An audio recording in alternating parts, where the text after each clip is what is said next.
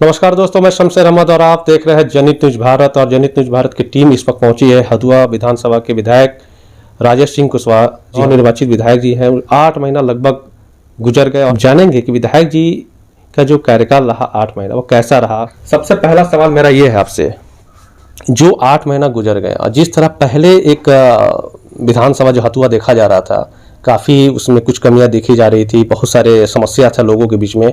क्या लगता है कि जिस विश्वास से, जिस आशा से, जिस भरोसे से लोगों ने आपको जिताया, मत दिया, क्या आपको लगता है कि वो आशा भरोसे कायम बिल्कुल रहेगा 5 साल? हम लोग चुनाव जीतने के बाद से उधर विधानसभा चला 2 महीना लॉकडाउन लगा और हम लोग का फंड भी मुख्यमंत्री जी नहीं दे पाए। और जिस आशा से जनता मुझे चुनी है वह तभी नहीं शुरू हुआ है, लेकिन वह पूरा होगा। जिस आशा और विश्वास के साथ जनता ने हमें चुनी है, विधानसभा में भेजी है, उसके लिए मैं 1 हफ्ता पहले सारे विभाग के मंत्री से मिला हूँ कि क्षेत्र का कैसे विकास होगा और आने वाले दिनों में विकास दिखेगा और विकास में करके साबित करूँगा। मेरा मुख्य मुद्दा था विकास।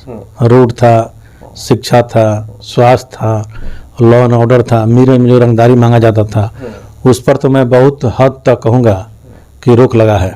मैं चुनाव जीतने के तुरंत बाद डीजीपी से मिला था।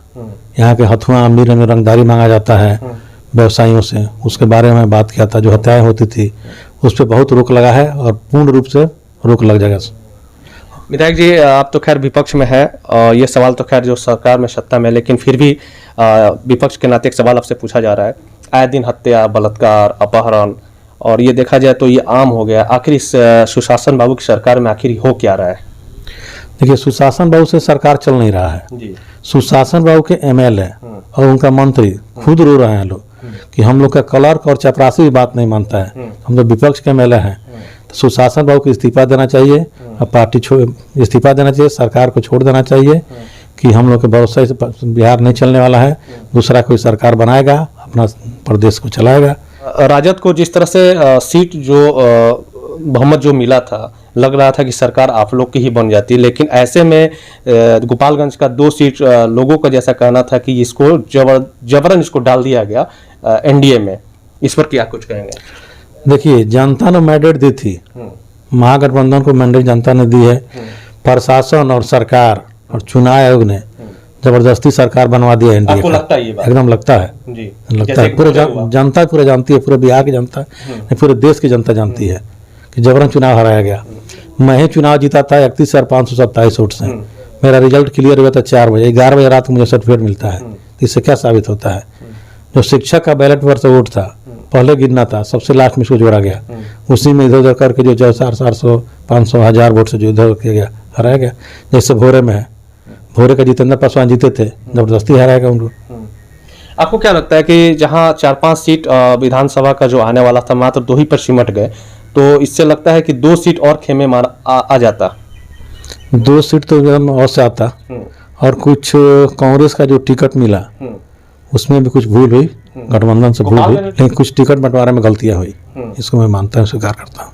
आप राजद के जिला अध्यक्ष भी हैं, साथ में राजद एक पार्टी जो है, देखा जाए तो अभी हाल ही में और एक हाई वोल्टेज ड्रामा हुआ।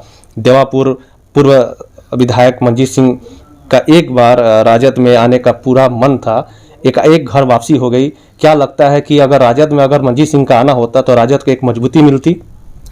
मंजीत बाबू पार्टी में आते तो अवश्य मजबूती मिलती। और उन्होंने स्वयं जाकर तेजस्वी से बात की थी और सब फाइनल हो गया था।